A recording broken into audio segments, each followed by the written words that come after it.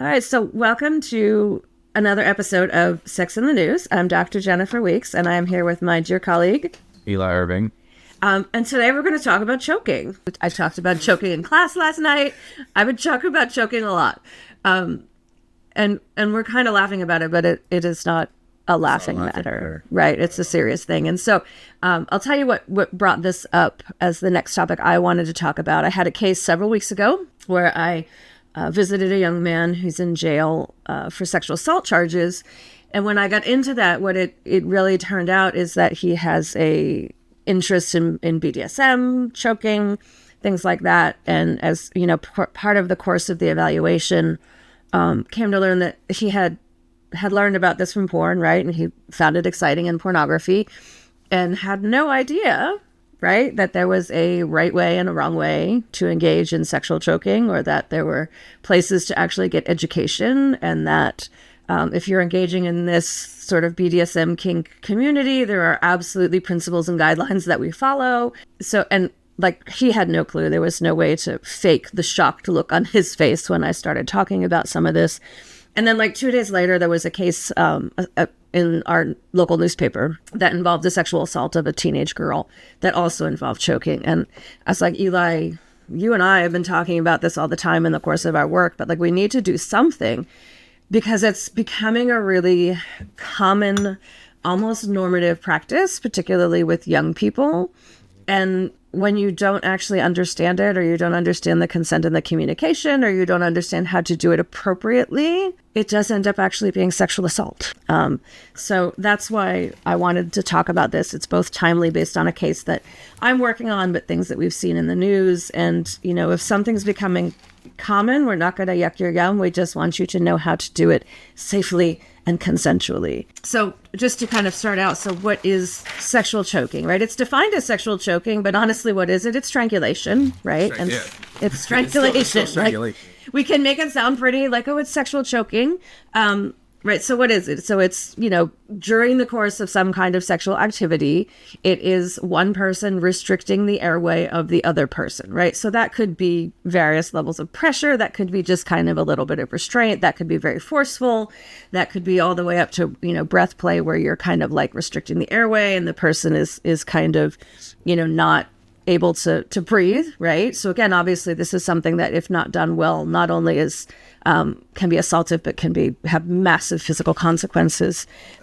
Really quick too, we also want to talk about as far as people that are using alcohol and drugs while engaging in this kind of behavior can also result in death. Absolutely. Yeah. So it's, again, we'll talk about it, but while porn is kind of making it seem like a super mainstream safe thing, if you're going to engage in this, you need to really be aware of what's going on, because it can have physical or even fatal and emotional consequences. So one of the definitions I pulled out of some of the research studies that we had looked at, and I'll put the links to those in the comments when we post the videos. So it's, you know, sexual choking involves pressing against or squeezing blood vessels and or the airways of the neck, reducing airflow of oxygenated blood to and from the brain, and potentially interfering with breathing, right? So, and that's why I think like language is important. I always say language is important. Yes, it's sexual choking. It's strangulation. Strangulation. Right? Part of what some people enjoy about it, and I'm not going to speak for, you know, everyone who engages in this consensually, right? Some of it might be the restraint. Some of it might be, you know, that feeling that comes with, you know, not being able to breathe quite so much, or, you know, there's a ton of reasons why people are into this, but it is strangulation. And I need that to sort of be like the big thing that we know, so that we're engaging in things safely. I just don't know if you had any comment or anything. No, I mean, the thing is just that with choking, it's strangulation. I mean, one could wonder why someone would want them to do that, right? Yeah. And it's just like, and from what I've seen, is that this has been somewhat of a practice for a very, very long time. Yes. And because I think back in the day, even some people would use belts, and they still do, but even back as like the 1920s. If you go into the history of it, right, it goes way back farther than that, right. Yeah. And the reason why people are engaging in this is because it is believed that they have a higher orgasm. Heightens pleasure. Heightened pleasure and heightened orgasm through the practice of strangulation to or all the way up to or close to orgasm. Right. And I'd say what we're talking about is going to be a little different from autoerotic asphyxiation, where the goal there is more, to almost like strangulate yourself to the point where you pass out, right? This is not normally what is happening in the sexual choking. And so what I had brought out was some of the articles looking at, how common is it? And there was a presentation that I had shared with Eli and I shared in class last night, like looking at the age demographics of like who's engaging in choking, and it's much more common among young people today. My generation, I think that the study was like 1% or so of folks in my generation maybe are engaging in these things. So it's a much more prevalent thing for younger folks, and it can be positive and it cannot be positive. So I want to just talk about some prevalent studies, and then we can kind of get into like what we see and stuff. So, there's a number of them, but one study had talked about 58% of women in that study. It was an Icelandic study, I do believe, had been choked during sex, right? So that's more than half.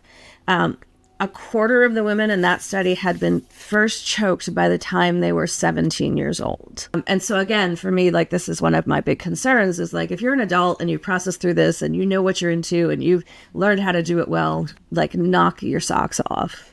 But when we're having our first experiences of choking or strangulation, 14, 15, 16, 17, right? We might not have as much of an understanding of our own sexuality, and our communication skills maybe aren't so great, and our discussion and negotiation is not that great. And I'm actually going to turn this over to Eli for a little bit because he does most of our work with the adolescents in terms of, like what are you seeing with the young people that you're working with? Is it stuff they're talking about? It's kind of like I'll have those conversations every now and then, but when it comes to actually being presented with it from the client, not so much. I kind of have to go fishing a little bit for it.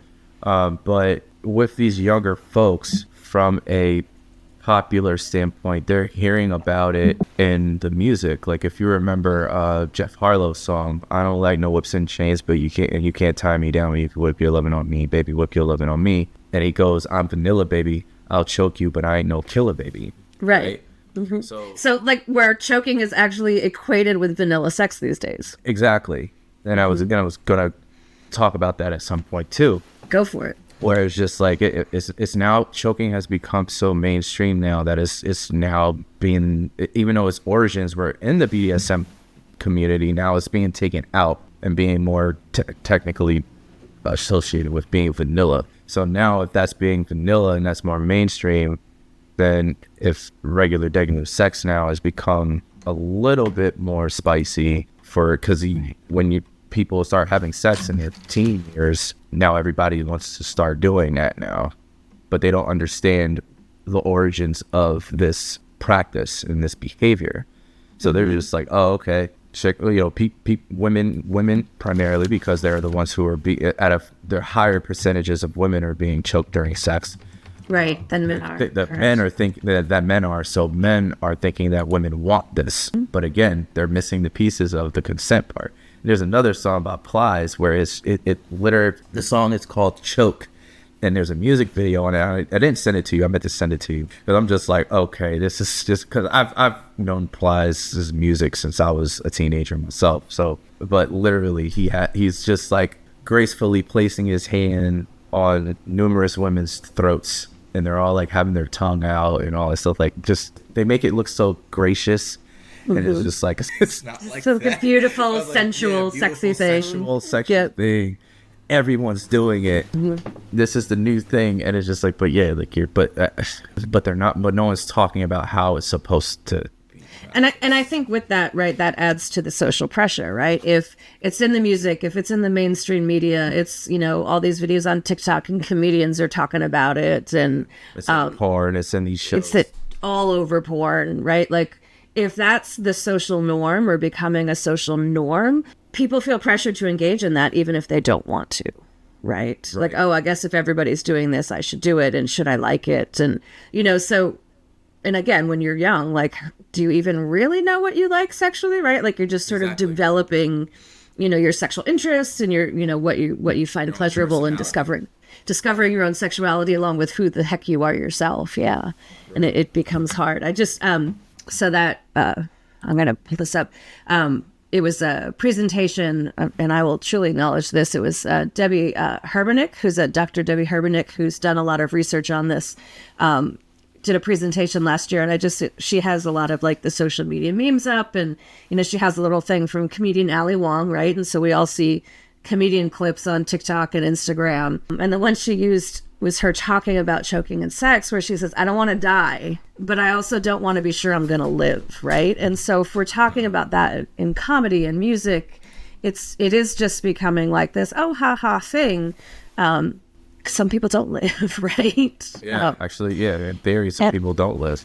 Yeah. And I appreciate you bringing the music stuff in, because that's, you know, I'm old, right? I'm not into as much of the contemporary music stuff.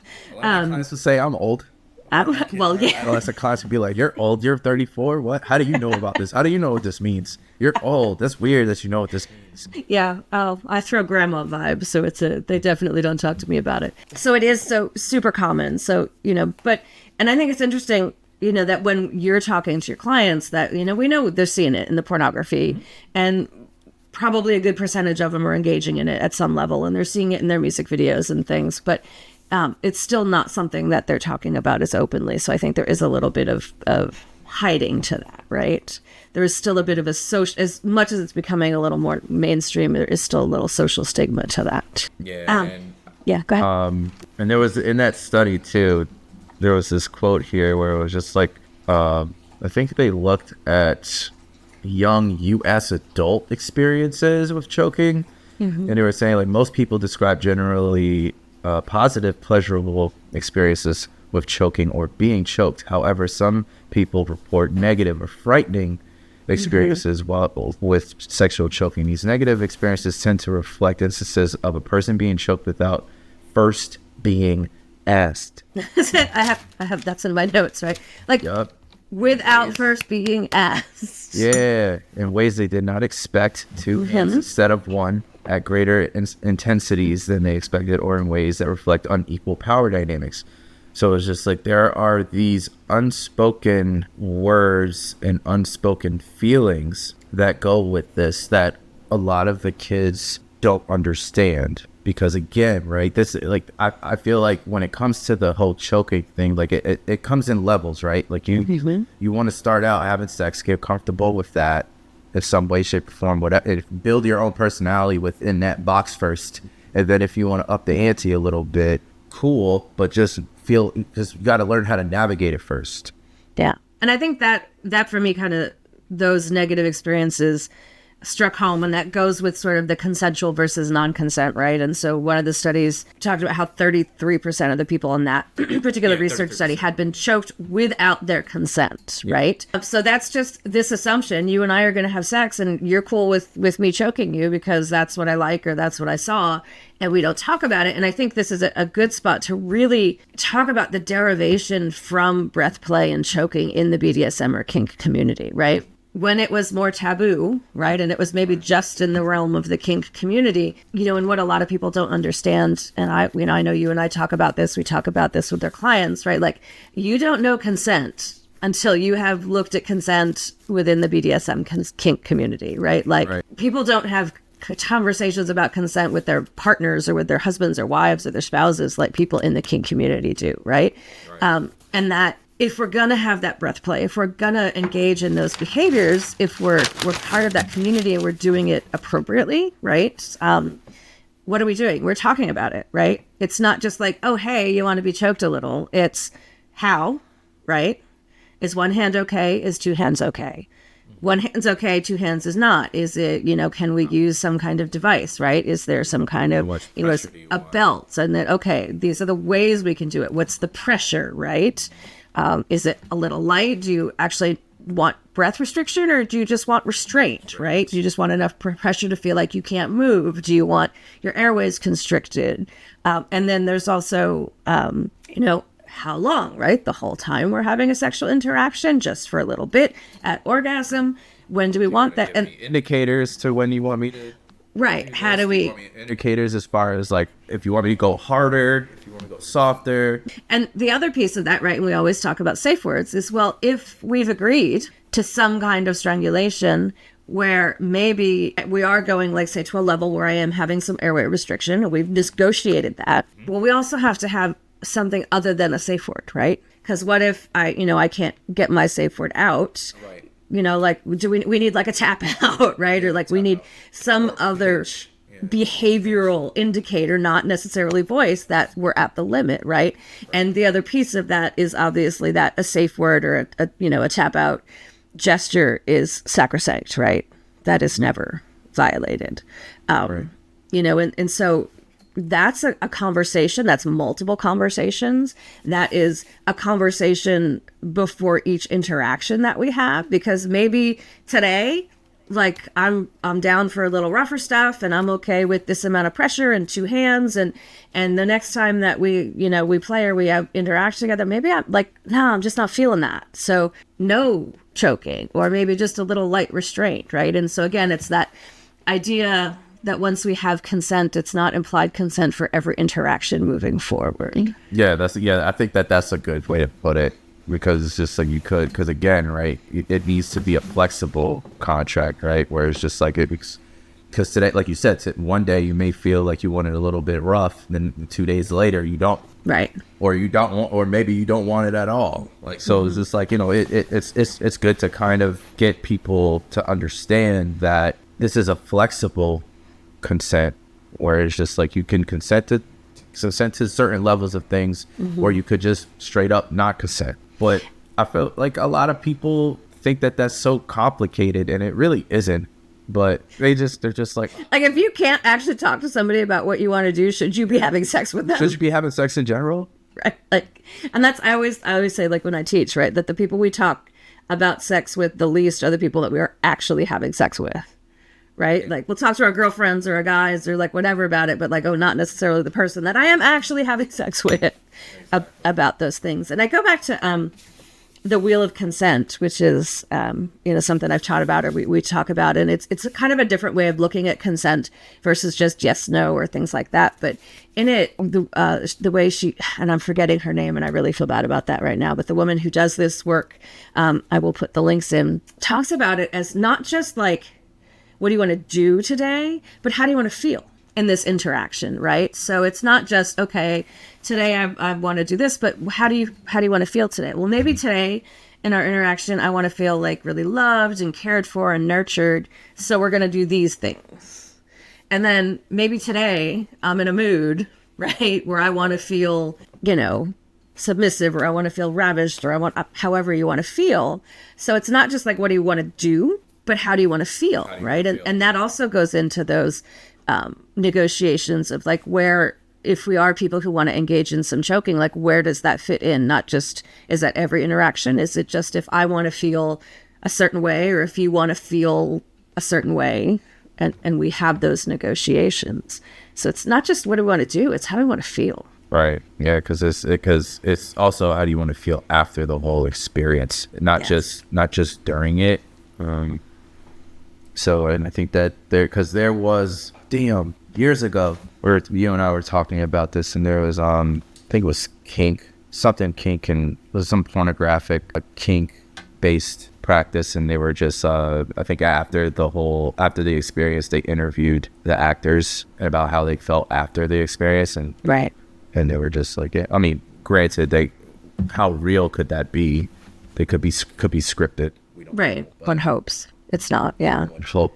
Right. But since this was associated with the BDSM community, it was just like, huh. Well, and I think, again, what you just said triggered this in me. It's also, how do you want to feel after, right? And so if I'm finding out I have an interest in BDSM, masochism, sadism from watching pornography or from listening to music or from media, I'm maybe learning about a behavior, not necessarily learning how to do it safely and consensually.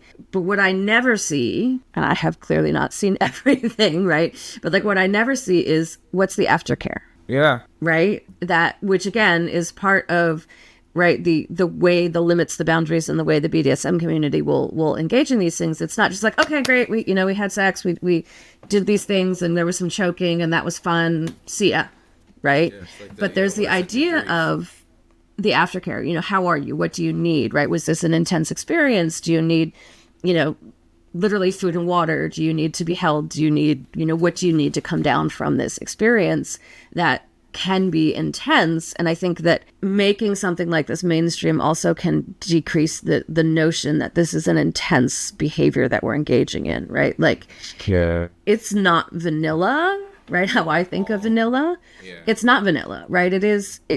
Maybe it's mainstream, but it's also something that we need to process. Like, okay, how was that for me? Particularly, was that the first time we did this? Like, how was that? You know, are you okay? During the first time, especially during the first time. Did that freak you out? Did that scare you? Did you find that really cool? Were you totally down to do that again? Was it okay to a certain point, right? And then you know, how do you, that aftercare piece of caring for each other and talking about it is not really part of that. And okay, it's not part of all sexual interactions or hookup culture or any of those things. But when you're adding any kind of behavior with an intensity to it, right? Like, it needs to be, it needs to be in there, right? And, you know, I just imagine, and perhaps like the work that we do and reading all of the victim accounts and things has skewed my mind that way. But like, you could just imagine, like, you know, some 16, 17-year-old girl who just had a sexual interaction with their partner and they choked them and they didn't really consent to it, and that, you know, feeling confused or like, what was that? How do I feel about that? What do I do with that? And it's just like, and this is sad too, because I feel like you used to see, like, even in movies, you used to, like, after, you know, what was implied in a sex scene in a movie, you would still, then the next scene would go and they were still lying in bed and they were just talking. You don't see that anymore. And I think that, you know, just the pillow talk. And I feel like it's just like, you don't see that anymore. So therefore it goes back to just all about the experience and very individualistic, as far as just like, okay, somebody's getting something out of, feeling good out of this. Maybe, hopefully both people, but we just don't know how that dialogue happens. Right. So, like, there's no modeling of that. So I feel like when these young kids are getting sexual with each other in appropriate ways, the girl or the female, right, should not be all just worried about the guy, and the guy should not be just worried about the guy. There's actually two people having sex, right? Right. So it's just like and I think that we need that conversation and that way of that perspective of looking at sex needs to be pushed more, as far as just like, no, you're supposed to ask each other, how was that? Was there anything that I needed to do more, get comfortable with that? Was there anything I need to do less? Right. It's just, you know, even just a start of just, but even before you get into the whole choking stuff, like, so it's like these young bucks are getting into all this stuff and not really having conversations. They just don't talk. But I mean, again, if you think about it, right, like the change in pornography over the years, right? And so, you know, back in the day, it was, you know, there was at least some kind of like attempt at a plot, right? The pizza man, the plumber, the bow chicka wow wow. You know, and nowadays, what is it? It's clips, right? And it's like immediate sexual interaction. There's no foreplay. There's no nothing. It's just like, boom, whatever sexual thing is going to happen in that pornography scene, and then done, right? Yeah, so when we've clipped life, social media, you know, into 1 minute, 2 minute clips, because that's the human attention span at this point, there's no room for that, right? And we don't learn about that. And it sort of creates a self-serving, right? Like, so this sexual interaction is supposed to be about my pleasure. And I know we often talk about things from a very heteronormative standpoint, but if you look at gay male porn, right, it's very similar, right? You also see a lot of these power differentials and some degrading behavior towards, you know, whichever of those partners is the more kind of twink or feminized of the two, right? And that weird standard is even still in gay male porn. And you're still seeing the same thing. So while we talk predominantly about, you know, heterosexual interactions, that's predominantly what we work with. It's not just that, right? It's also gay male porn. And we all know that, quote unquote, mainstream lesbian porn is not actually lesbian porn. That's made for men. Right. It's not like, that's not what lesbians actually want to see. Yeah. It's on one of the guy. Yeah. So here's a question. And I don't expect you to have an answer. I would love if we had an answer. How the heck do you teach kids about this? That was the thing. Like, as I was driving home from where this eval was, because it was hours away, right? Yeah. I had a lot of time to think about this, and I'm like, what do we do, right? Like, how the heck do we educate young people, right? Like, in most states, you can't even talk about pornography with young people, right? Nonetheless, to be talking about BDSM and kink and, how to safely engage in choking or other, bondage, or like, how the heck do you teach young people that if this is something you're into, there's a right and safe way to do it? Yeah, because that's the issue, right? Because it's just like there's that fine line between actually exposing them to it, but it's just like, but with the assumption that they're looking at it. So I kind of pretty much like, okay, like I know that you're like, I would approach it like this. Like, it's just, I know you're looking at porn. You've told me you're looking at porn. Right. But it's just like, please just know that a lot of this stuff is fake, scripted. Right. There are like, when you come into the real world, there are processes that you have to go through in order to do things the right way, because if you don't, you'll get sexual assault charges, right, go to jail for this, and why this happens. So it's kind of like more of just like bringing in real life examples of what not to do, right?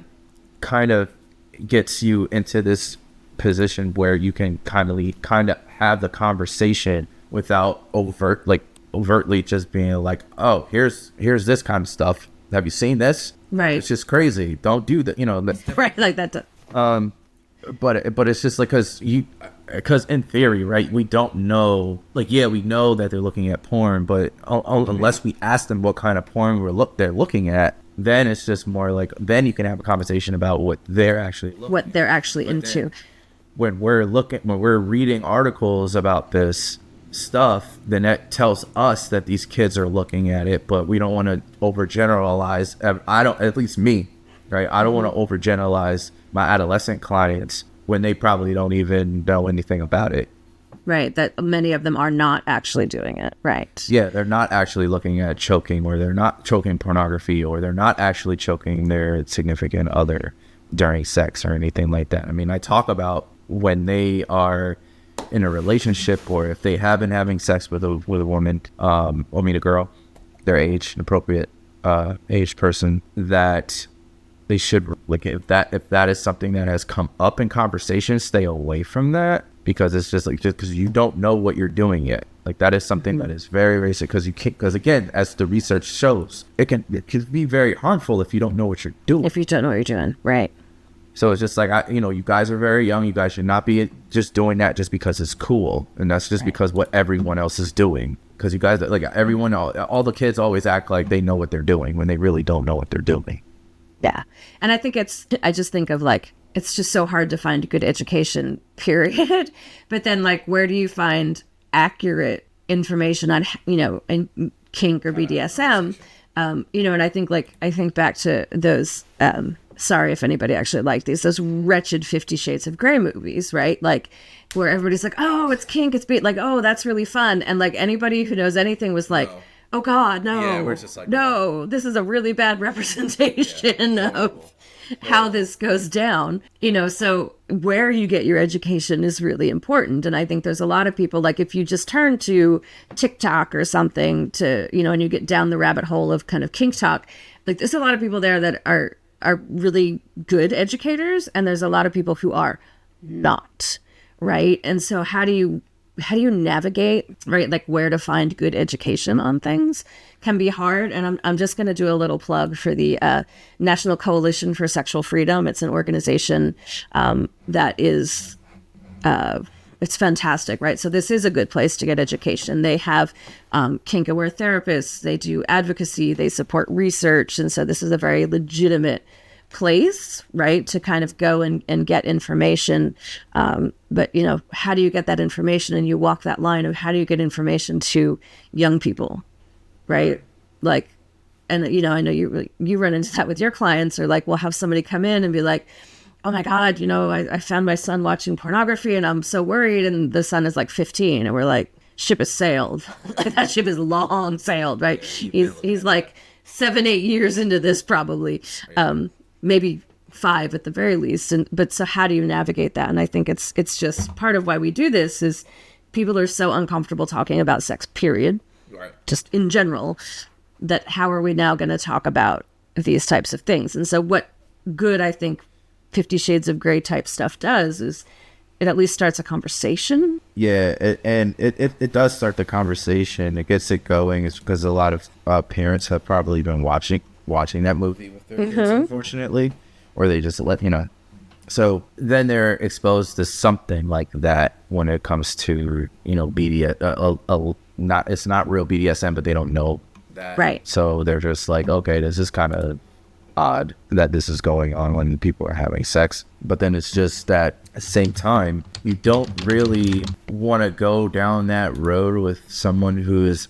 inexperienced in life within itself. Like there still needs to be a barrier or a boundary of information with kids, I think. Yep. So because I'm not gonna give a kid a 1000cc motorcycle if he doesn't know how to handle a 600cc motorcycle first. You're not starting him out with a Ducati.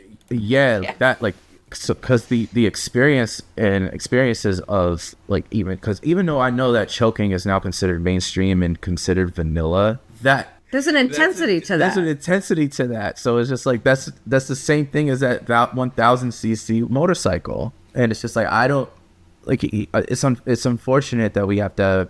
There are certain things that are very, very experiences that are very, very powerful that now we have to talk about in a sense where it's just like, yeah, this is becoming mainstream now.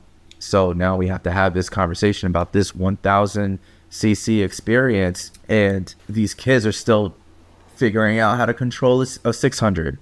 Right. So it's just like, look, man, like sure, you can get to this level at some point, but just don't rush into doing it just because everyone claims that they're doing it. Right. Don't, because you can literally hop on this 1000cc motorcycle and crash and burn. You mess your whole life up. Yeah. No, and I think that there's such a reality to that people don't think about. And I haven't finished everything on this evaluation that I was doing, but my hypothesis is that had this young man had good education, had he actually understood consent, had anyone actually taught him about communication in relationships and mutuality in sexual relationships, he would not be in jail facing sexual assault charges. Even having education about sex in general. Right. It starts with that. Yeah.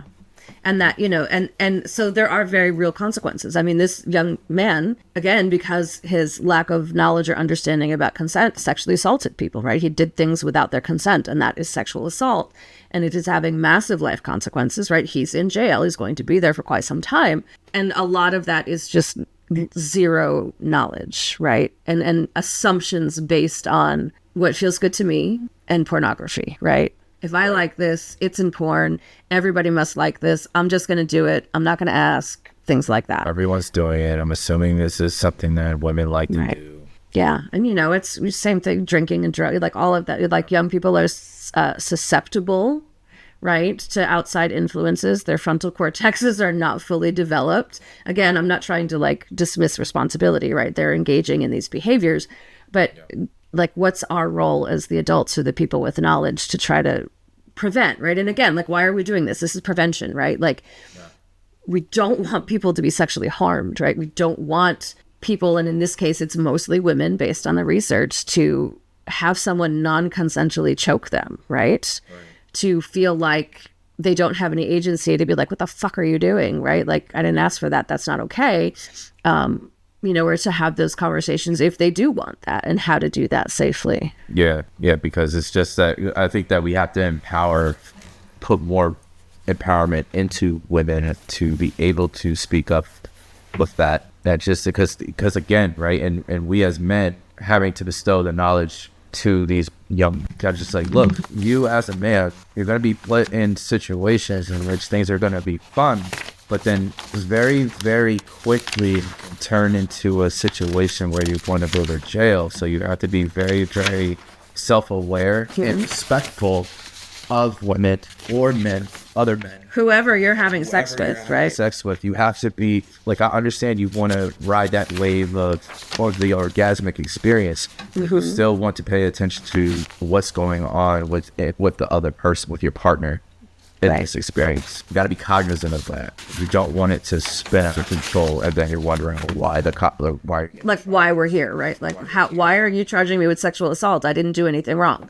Because again, like literally in your brain, you don't think, right, that it was a problem. So one of the things, and I'm going to pull, sorry, I was pulling up the data. This is from the study, the Hermanick et al. Study. And it was sort of looking at just like the demographics of people who've been choked, whatever. And one of the things they looked at, like, what's their romantic relationship? And 64.8% of the women had been choked in a sexual encounter during a hookup. So these motherfuckers that they don't even know. Right? Yeah. Hooking up with several people, like, so dating somebody, yeah, that happened, or in a romantic relationship, 48.7%, 48.3%, so like those are people that we are having some type of relationship, but inherently in hookup, right? That means like we don't have a relationship.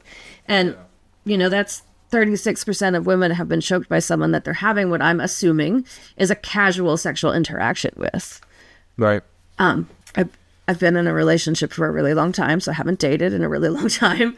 But I'm assuming, I know you just got, you're married, so you haven't been dating in a long time. But I'm assuming from what our folks tell us is that if I'm having a sexual hookup, most of the time we're not having an in-depth discussion about things we're into and consent and what we're willing to engage in, things like that. Which is so, if you don't let... Oh, wait a minute. Sorry. I want to make sure I said that right because I just said 36%. All right. Let me rephrase that whole thing and maybe Mason will edit that part out. So 64.8% of women, hold on, where are we? Is this men or women? 64.8% of people had been choked in a hookup. I don't care if that's just fucking ridiculous. Yeah, that's wild. I thought it was bad enough when I thought it said 36.2. Sorry, we're having a dumbfounded moment. I'm sitting here thinking, like, I'm just like, when I was single, I was not, and just like having, so even though I didn't really know some of these women, but I didn't know them like that, but I wasn't running around choking them. Like, what makes you think what makes you feel like that is, well, again, it's the power dynamic thing. It's the power dynamic thing. It has to be the power dynamic thing and the entitlement. Damn. Yeah. This just took a turn to dumbfounded. We're like, we got things to say. We got knowledge. We're good. No. Wow. Just like, what the fuck? Like, they're just again, this is one population. This is one study. It was a lot of people that were in the survey. But that's fair. So again, it's just so it's probably, maybe that's not generalizable to everyone, but that's still a lot of people who are being choked during a sexual hookup. Right. That's almost 50%. I feel like I want to rule that, like, unless you are in the BDSM community and you have had a negotiation session and you understand there is no choking on the first hookup. No. Like, Can we just not do that the first time? Unless you've pre-negotiated it.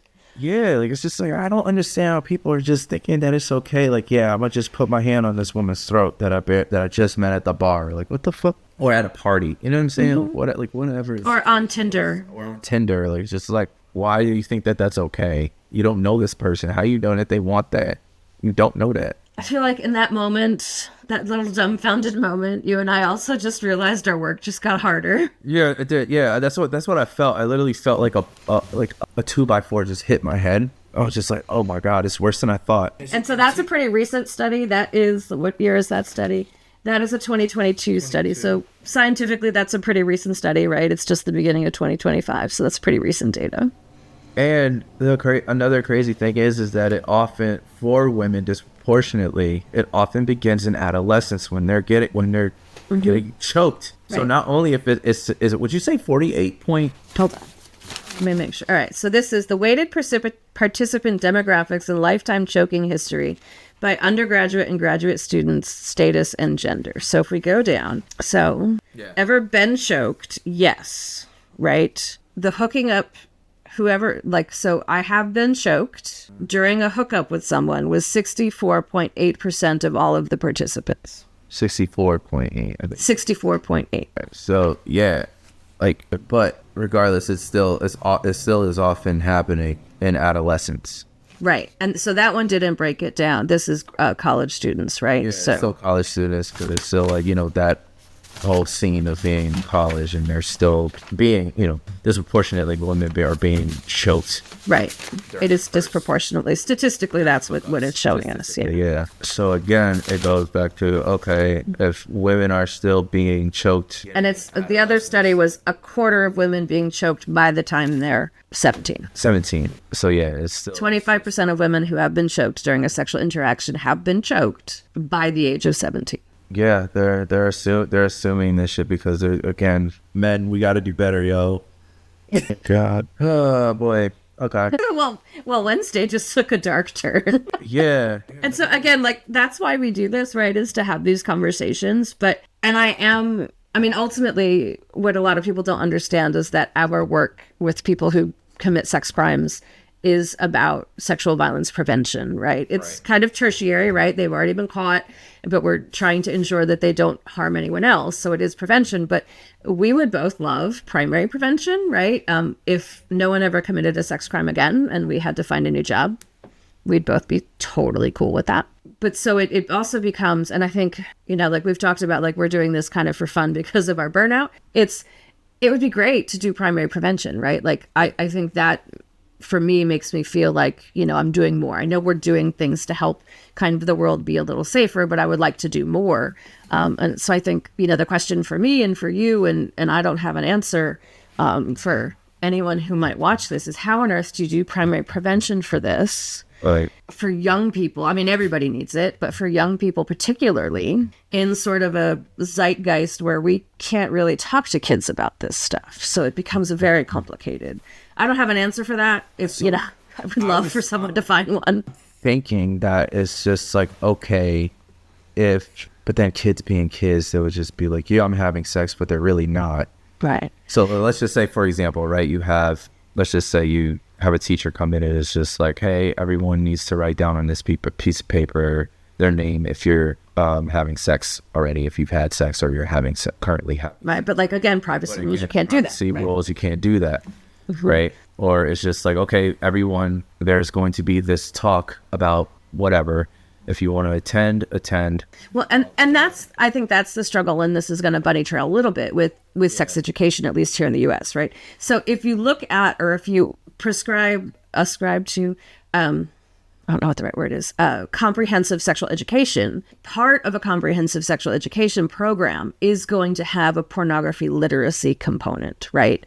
Which teaches young people kind of how to dissect pornography, right? Like what's real, what's porn sex, what's real life sex, like what's actually going on here, and not like, again, just what are the behaviors, but like, there's no foreplay, what are the power dynamics, the degradation, and teaching them sort of like what porn is these days and how that differs from kind of how real non-porn actors have sex. But again, right, like, so not everyone has to have sex education. Not all states mandate even medically accurate sex education. Parents have an opt-out, right? Like you can opt your children out of sex education in school as your parental right. So it misses a huge chunk of kids. And I think, a lot of parents don't want to talk about it, whether they have shame or whether they're just going to be like, I'm worried that if I expose my kid to this stuff, they're going to go do it. What we know from the sex education research is that ignoring it actually makes things worse, right? Kids that don't get sex education or get abstinence-only sex education have higher rates of STIs, they have higher rates of teen pregnancies, right? So, but again, like porn is even more laid. Like if we're not able to sort of always talk to kids about sexually transmitted infections or pregnancy prevention, how are you going to talk to them about porn, right? So that's the conundrum. Yeah, like I just feel like that it's just difficult because we're talking about children here. You know what I'm saying? But it's just that, again, we as adults have created a product for adults. And created unlimited access for children. Access for children to see the adult product. So we as adults is our fuck up. So it's just like, we gotta, like, if you don't want to have these boundaries put in place for safekeeping, for making sure that... Hence, like the Supreme Court argument about age restrictions for pornography and things like that. Right. If we can't do that, then these kids are going to continue to act out what they see adults do in pornography. Because kids are inherently curious. Yeah. And they do not have fully developed prefrontal cortexes. Yeah. And they don't want to have conversations with their parents about it because they feel like they're going to get in trouble. Right? Could you imagine sitting down, hey, Dad, so I saw this porn video today where this guy was slapping and choking the lady he was having sex with. Can you talk to me about that? Right. First of all, bravo to a kid who would ever actually say that to their parents. But I also imagine the parent would be like, You saw this where? right? And what? So parents need education too. I just, think that's why we... I mean, you do have parents who have never seen porn, don't watch porn at all. Or you have parents that never seen that kind of porn. Correct. So that, again, they wouldn't be able to even have that. They don't even know how to have that conversation. Yeah. So I'm gonna wrap us up, and I'm gonna reread this quote. I'm gonna make some provisos, right? So rereading for emphasis. The fact that contemporary forms of sexual choking are so often engaged in without prior discussion or communication is in conflict with kink and BDSM community principles focused on explicit communication, consent, and negotiation of limits and boundaries. So we are not here to say you should never choke someone. Right. We're not here to shame someone who's into choking. If that's your thing, we always say we're not going to yuck your yum. But, right? If you're going to engage in this behavior, you must have 100% full and enthusiastic consent. Full and enthusiastic consent. Yes, please. And you should also have discussions and communications about this with your partner prior, right? Because choking is a generic umbrella term. There are different ways to do it. There are different intensities. There are different pressures. We need to talk about safe words. We need to talk about aftercare. So again, we're not the sex police, right? Like we're not being like, you should never choke anybody. If that is what you're into and you find pleasurable, fantastic. Get education and do it in a consensual, safe way. Please. Please. Please. All right. Thank you.